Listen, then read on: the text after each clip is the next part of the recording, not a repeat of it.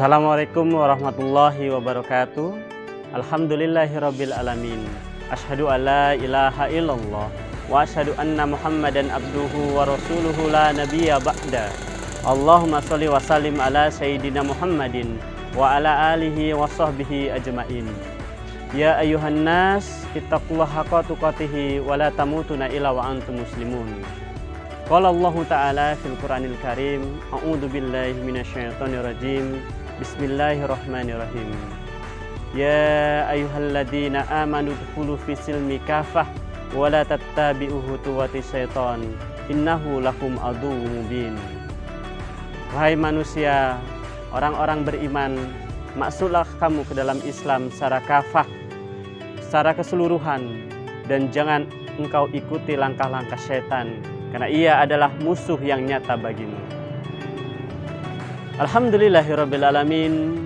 Puji dan syukur senantiasa kita curahkan atas segala nikmat dari Allah Subhanahu wa taala. Nikmat iman dan nikmat Islam, nikmat kesehatan dan semua nikmat yang Allah berikan kepada kita, sehingga hadirnya kita di dunia ini mudah-mudahan senantiasa mendapatkan keberkahan, keridhaan dunia dan akhirat. Amin ya rabbal alamin.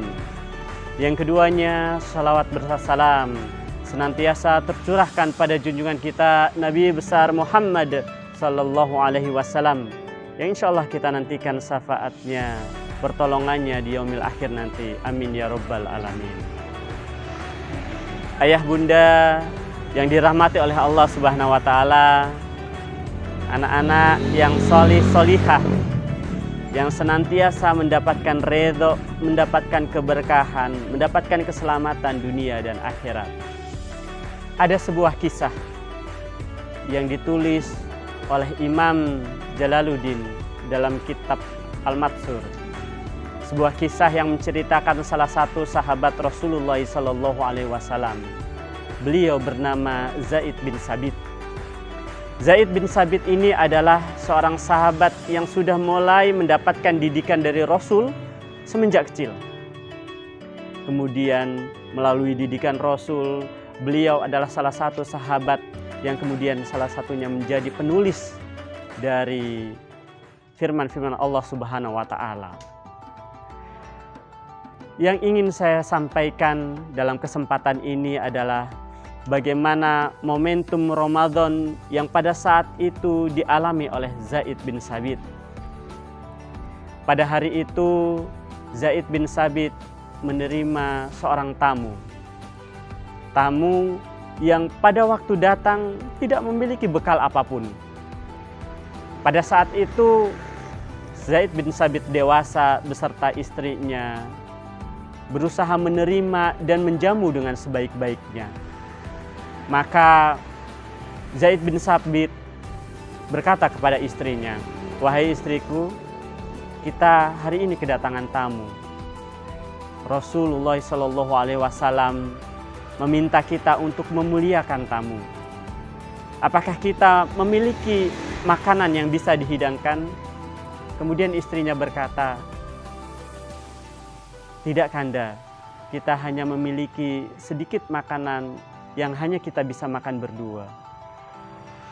Maka kemudian Zaid bin Sabit mengatakan kepada istrinya, "Mari kita lakukan apa yang Rasulullah SAW perintahkan untuk memuliakan tamu." Maka kemudian malam pun menjelang.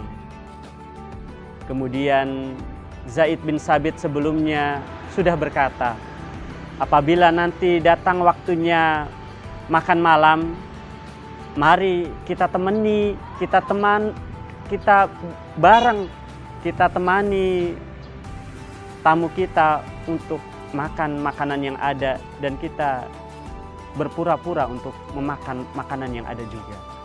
Maka kemudian mereka lakukan itu. Tamu itu pada waktu malam menjelang, kemudian memang lampu sengaja dimatikan, dan hanya terlihat sedikit saja tamu itu makan dengan lahap makanan yang ada.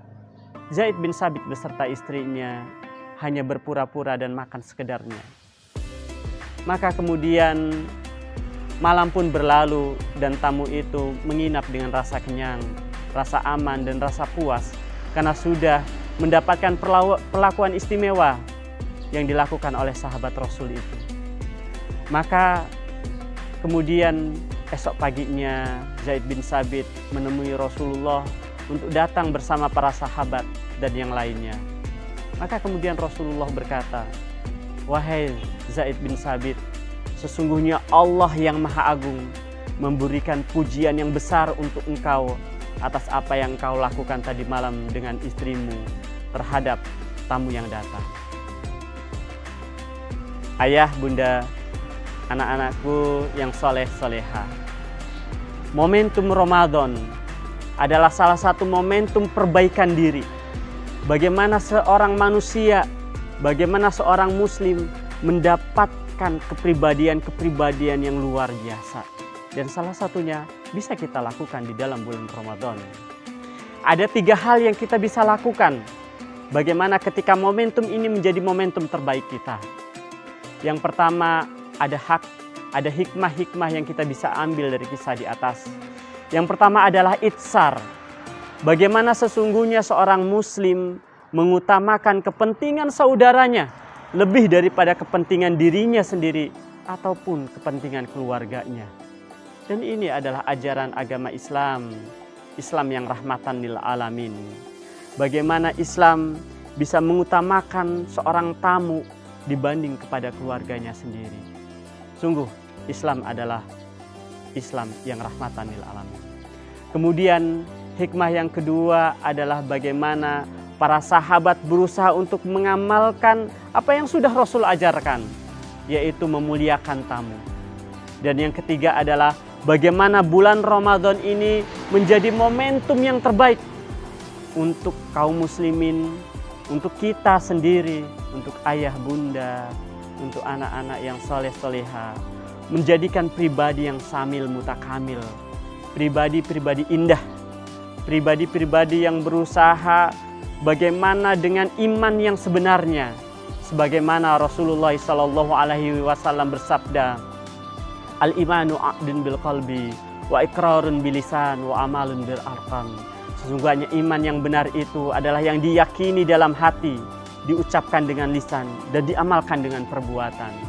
Maka bulan Ramadan ini mari kita jadikan iman kita adalah iman yang sebenar-benarnya. Takwa kita takwa yang sebenarnya. Bagaimana kita berusaha menjauhi apa yang sudah Allah larang dan berusaha memaksimalkan melakukan yang Allah perintahkan, baik yang ada dalam Al-Quran ataupun hadis. Kemudian yang selanjutnya adalah bagaimana kita bisa menjadikan diri kita untuk memiliki akhlak yang mulia, akhlak mulia. Sebagaimana Rasulullah SAW tidak diturunkan kecuali untuk memperbaiki akhlak. Ayah bunda, anak-anak yang soleh-solehah, pendidikan yang kita dapat salah satunya di SDIT Baitul Muslim Way Jepara Lampung Timur adalah bagaimana menjadikan anak-anak terdidik, tetapi tidak hanya saja dari pengetahuan kognitif ataupun keterampilan skill saja, tetapi akhlaknya, imannya kepada Allah Subhanahu wa Ta'ala, yang insya Allah itu akan menjadi bekal utama dalam kehidupan dunia dan akhirat. Insya Allah demikian yang dapat saya sampaikan. Apabila ada kurang salahnya saya mohon maaf. Astaghfirullahaladzim. Billahi taufiq wal hidayah. Wassalamualaikum warahmatullahi wabarakatuh.